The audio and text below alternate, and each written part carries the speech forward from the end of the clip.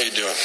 Well, as you can see, I've changed some of my media, and I'm defining myself as a separatist, like a lot of Albertans are these days, but it's not just a fad. It has to be something that we're committed to. Just had some recent conversations with some people, including my MLA, and if you are on board with Alberta separation, there you go. If you are on board, this is what we need to do. We need to take a logical and fact-based approach to asking our members of Legislative Assembly for a referendum. Now, I know Jason Kenney has suggested that we're going to have a referendum here in the next 2 years on equalization, which is great. However, what we need to do is start getting more Albertans to ask their MLA to ask this question on our next referendum. And that question is separation. So that referendum needs to have two questions asked. One, are you supporting equalization? We all know how Alberta's going to vote that way. And then two, are we going to separate? And what separation looks like after is irregardless. The question needs to be asked, and Albertans need to be very clear on what they want to do moving forward. And if we do move forward, and we do move forward with the idea of separation, and what I would like to start seeing people put in their media is that we have to start identifying and recognizing that Alberta is a distinct society here within Canada. And what that distinct society and culture looks like is an idea of freedom. And an idea of, it's right in our motto. The provincial motto is Forte et Libra. Libra is the strong and free. Libra is the root word for liberty, and liberty is the idea of freedom. So this is the distinct culture and the distinct society of Alberta. It is not the same as Canada. It's a different place. And if you were born here and you grew up here, you will understand that. It's a culture that aligns more with the United States than it does with the current ideology in the East in Canada. And it's important here that we don't exclude our Eastern brothers and sisters here in this idea of separation. Because there's a lot of Canadians, they're called old stock Canadians now, that have older Canadian ideals that were, how we grew up in the 80s, and it looks a lot different than the globalist ideas of Canada today. But that distinct society exists outside of here then. That idea of old stock Canada exists in the East, and I feel that if if Alberta was to separate from Canada, that there would be a surge of these Canadians coming to Alberta. And I think that it's a welcome idea to include them in this idea of an independent Alberta moving forward, because I think what that would do is immediately that would give Alberta an advantage in manpower or people power in its early days of independence. And I believe that offering a refugee program for a certain amount of time after separation to allow those Canadians into Alberta is a good idea. And the primary reason for that is that in 2005, there was around 1 million people in Alberta, and then from 2005 to 2008, 1 million people moved here from out east. If we exclude those people from this new idea of Alberta and this new idea of independence, then when the days before the referendum come, that million, we have to convince half of that million people that moved to Alberta in 2005 to 2008 that they want to leave too. And if we allow the opportunity for their families to come to Alberta and be a part of this new nation and idea of independence, this new, and it's not even new, it's just the Alberta society, the Alberta culture, this idea of independence. And this distinct society is a lot of Canadians feel and think the same way. And I think by allowing them to join us is key. So moving forward, we can't even talk about what happens after separation until we have the discussion of separation. So moving forward, all we need to focus on is this referendum, is getting our MLAs and demanding that we get this referendum to them. And this is not an idea that you're going to, write your member of Legislative Assembly one time and then you're done. It's a weekly commitment, if not daily. And the more that you convey this message and the more that we communicate our disdain with Eastern Canada, and it's not that we have a disdain with Eastern Canada, we have a disdain with how Alberta has been treated since its union in Confederation since 1905, as well Saskatchewan is getting our MLAs and demanding that we get this referendum to them. And this is not an idea that you're going to, write your member of Legislative Assembly one time and then you're done. It's a weekly commitment, if not daily. And the more that you convey this message and the more that we communicate our disdain with Eastern Canada, and it's not that we have a disdain with Eastern Canada, we have a disdain with how Alberta has been treated since its union in Confederation since 1905, as well Saskatchewan has the same sentiment. But we also have this now what's happened since the National Energy Program was implemented in 1974, and since the idea of equalization became Alberta will pay for the 5 initial provinces of Confederation. Canada, as we knew it in the early 90s, is not how it is today. And what it is transitioning to is a post-national state. And what it's becoming here is that anyone who's a nationalist within Canada is all of a sudden a racist and a conservative and wrong. And this belief has fueled this Western sentiment in a big way. And like I said, it's not just Alberta here.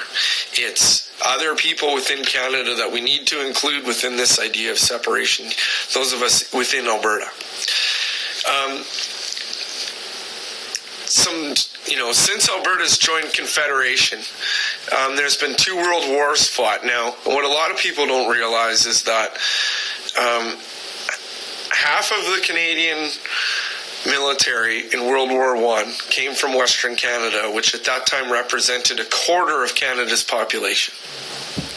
Those are staggering recruiting numbers coming out of Western Canada. And when you come in the Second World War, the Canadian Naval and Canadian Air Force recruiting rates out of Western Canada were extremely high.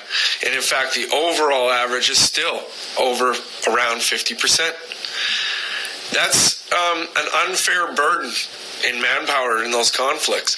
And then that transitions to this idea in the 70s where the National Energy Program totally destroyed and took away the ability for Alberta to have any sort of prosperity.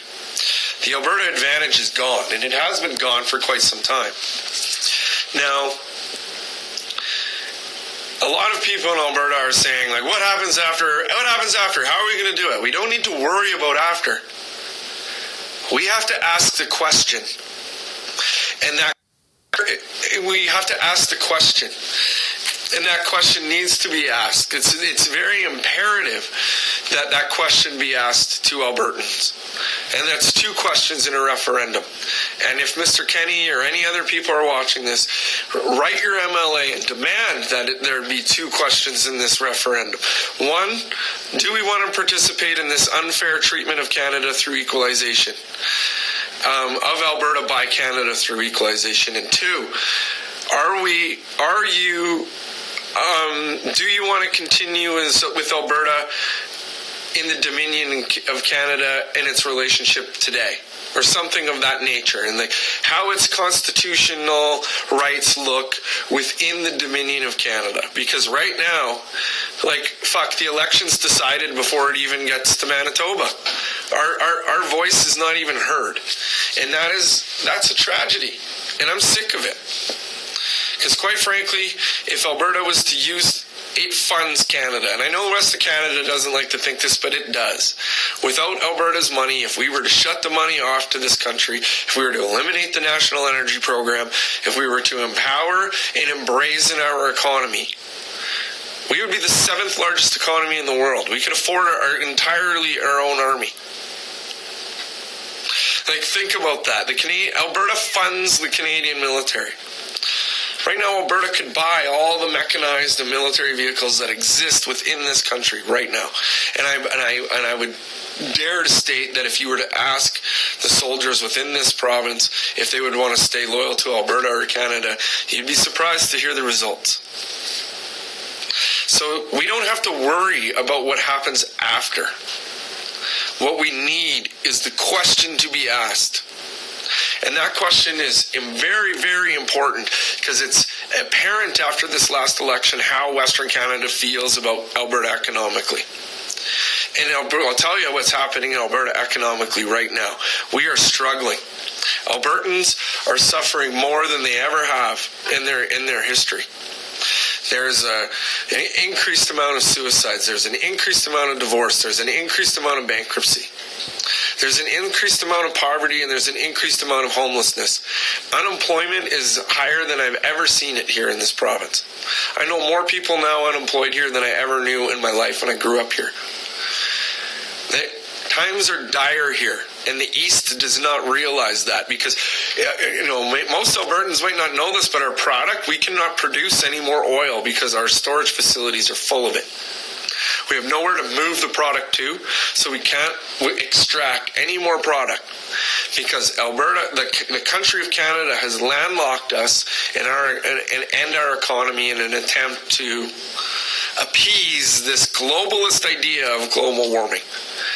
Well, if we were smart as a province, we would take the money that is created through this industry and figure out a way to move forward and away from it.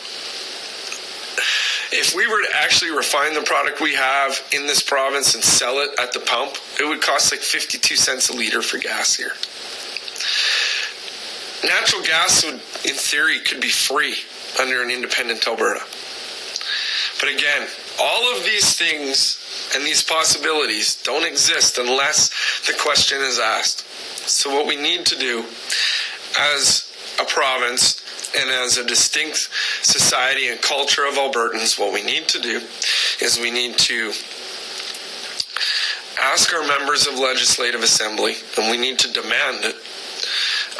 2 questions be asked in this referendum. 1, do we want to continue with the unfair treatment of Alberta through equalization? And 2, do we want to continue with the Dominion of Canada? Until we have these questions asked, there is nothing moving forward. And Jason Kenney and his government need to start listening to Albertans, and the only way for them to listen is to continually email them and call them weekly, daily if need be, in order to have this issue arise. And I feel that sooner than later, we need to organize some sort of rally at the legislative grounds in order to show Jason Kenney and his government how serious we are about this issue. We cannot let it die, and we have to keep this idea alive. Because if we don't, the future of our children and our grandchildren in this province is dire. So, Mr. Kenney, if you're listening to this, please listen to what I've had to say. And we cannot entertain any further questions about separation. But I will say this, Alberta has the money. And if without the restrictions of of Canada and frankly, its draconian style of economics and control, would be the 7th largest economy in the world. We could quite literally buy the Canadian military right now. So the money's not an issue. Losing your CPP or your military pension or your health care or any form of government security is not an issue.